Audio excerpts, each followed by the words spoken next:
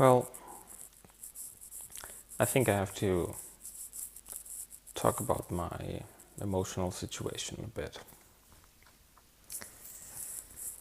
I'm sorry that I don't show my face, but I still don't wanna risk being caught as an outspeaking ex-member.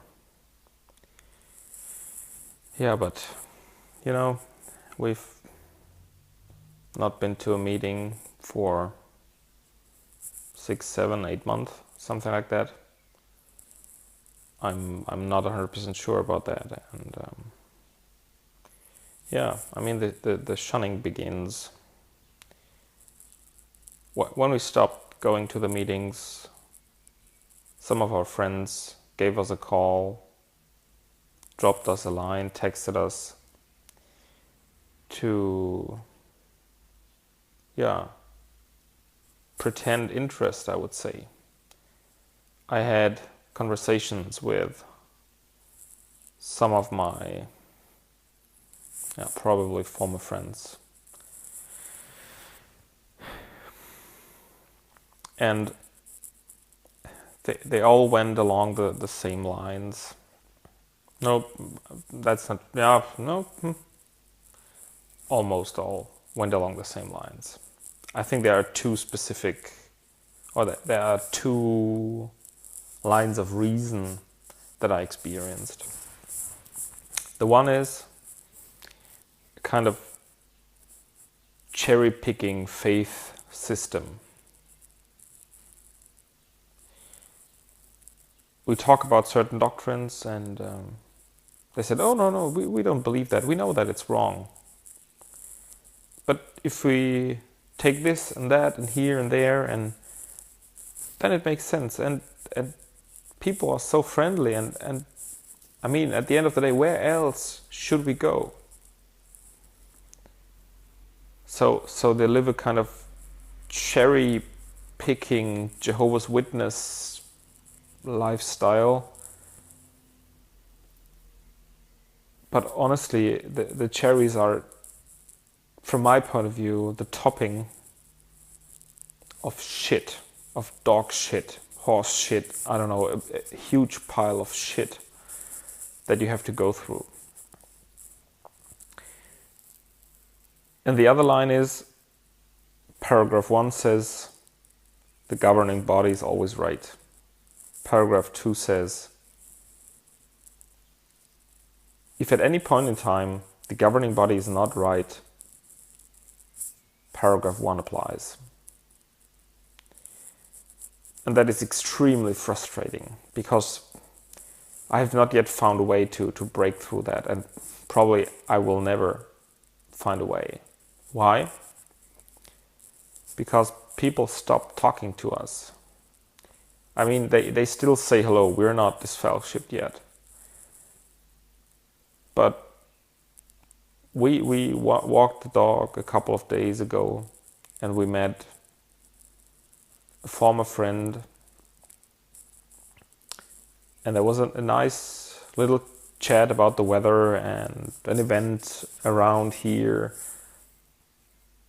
that would occur on that day. And then suddenly the conversation stopped because that person recognized, oh, if we plan to go there and they might go there too, we might have to see them and talk to them. And I mean, that was just my feeling, okay? There's no proof for that, but it felt really, really strange. And my wife had the very same impression about how that conversation went. Yeah, so maybe that's the preemptive form of shunning. It's really strange. And we had a couple saying to us that, yeah, usually it's the people leaving Jehovah's Witnesses that stop the contact, that break up the friendships. But it's not true. We have invited them. We asked them when they would be available, because they have a quite busy schedule. I mean, they're Jehovah's Witnesses, so one thing leads to the other. Jehovah's Witness equals busy schedule most of the time. Yeah, we haven't heard back for weeks. But there's one I think there's the thing that hurts my heart the most. And that is about my best friend. We've been buddies since we were teenagers. And we're more like brothers. To me, he's just family. And he's an elder. He's very dedicated. And I shared very early in my process of doubt with him what my problems are and asked for help. And we had conversations where I shared so many things that I found. And he wasn't able to answer a single point. He wasn't able to provide me with a single reason to think that I was wrong. And then he just threw articles at me that somehow touched the points that we were discussing, but that didn't even show any new arguments, anything that might clear up. And I confronted him with that. Didn't get a response. Then he started to dig in our private life to find points where we might have opened up a door for Satan to come in and deceive us. That, I mean, I was blown away. And it makes me incredibly sad because it's nothing but an ad hominem attack.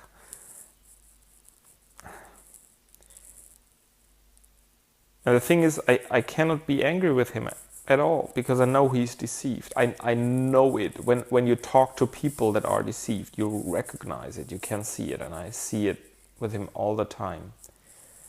And he's just pretending. I think he's running like crazy to not lose faith in that organization. And I just said before that to me, he's like a brother. And he once said that I'm more important to him than all his family. And you know what? The last time that I heard from him was like 3 months ago.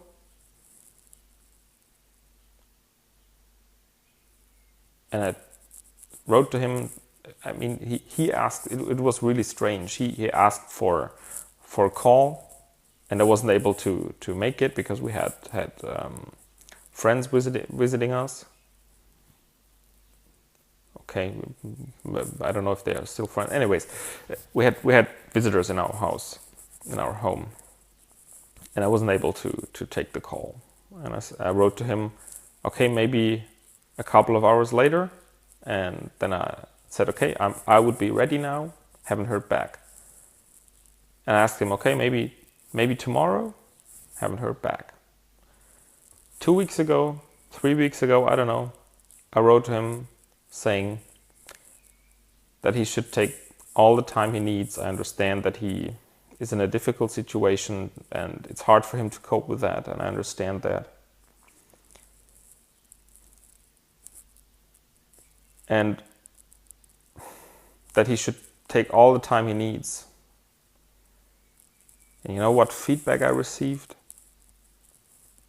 0.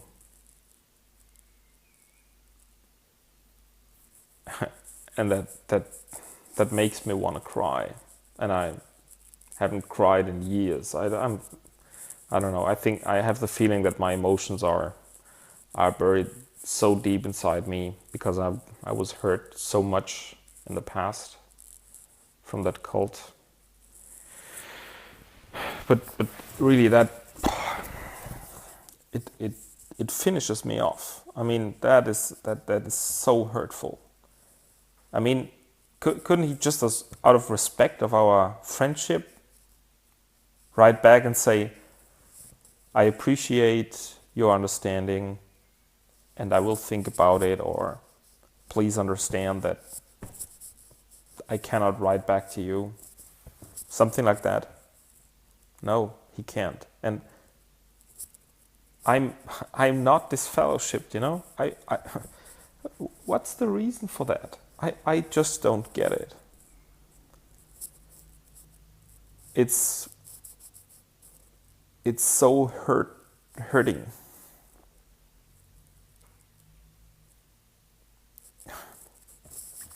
You know, I can cope with losing all the people, all we called friends before. And we still have kind of former very good friends that live a bit away, and the contact was less intense in the past years, and they're writing us and asking kind of questions like, will we see us at the convention? And we have to answer them. But it's okay. I can cope with that. We are working on building our new social structure. There's no way around that. And so far we have met beautiful people, interesting people. Conversations start to have a meaning, be interesting, and not be so repetitive. But I don't know I don't even know how to call what's happening with my friend. What he's doing to me. I have no clue how to name that thing. Maybe it's shunning. I assume it's shunning. It's really hard to cope with that.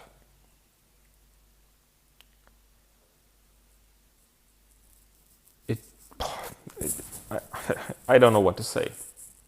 And if you experience the same thing, I'm with you. I understand how hurting that is, and I'm lucky so far. My family still talks to me. Not all my family is in that cult, luckily. But still, it puts a lot of pressure on you, especially when you know that you're right, when you have proof that you are right, when you can prove it to anybody who wants to see it, but nobody actually wants.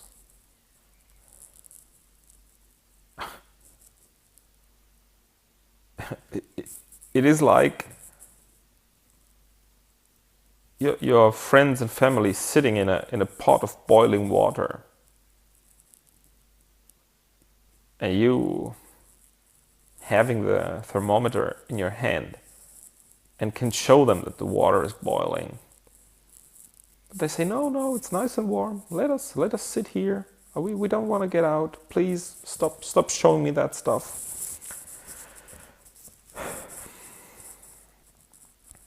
But it hurts. If you're an empathic person, you want to help people, but you can't. I think that's probably the thing that hurts me most. I always wanted to help people. I want to help improve people's lives. It's really important for me to be supportive, and you just can't. They don't want your help. I can imagine that this is how it must feel when you're helping drug addicts, and they always go back, and they always have fallbacks, and they always try to get the next shot.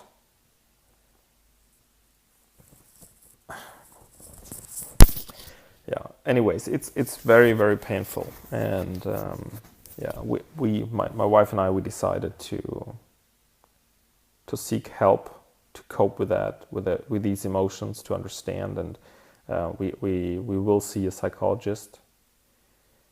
it's not that I don't know, maybe I'm depressive, I don't know, but I want to make sure that I can get rid of all the mind control that has happened within me, and that I can show all the emotions that are within me and that seem to be buried, because I still have the feeling that there's a part of myself being numbed out and being hidden somewhere in me. And I hope to get help. So we will try that out, and yeah, maybe I will share with you how that goes. Don't be worried. We're fine. We're doing okay. We're a strong couple. We love each other. We have beauty in our life. We are extremely lucky because I've mentioned before I had a decent job, so we are not too bad off. Even though I have some struggles in my professional life currently, but yeah, if it hits you, it hits you hard. But yeah, I'm used to that. That's okay. So don't be worried. I just wanted to share that with you and see how that goes. I will make another video where I'm more structured and less emotional, and this was really emotional to me, for me. I know that is maybe it sounds like a little robot to you, talking to you, but that's me. Yeah, and I wanted to share. I would love to get your feedback on what you think. This was just off the cuff. There's no script. I'm just sitting on my sofa, looking out in my beautiful backyard, my garden. Yeah, I think that's it. Thank you for listening, and till next time.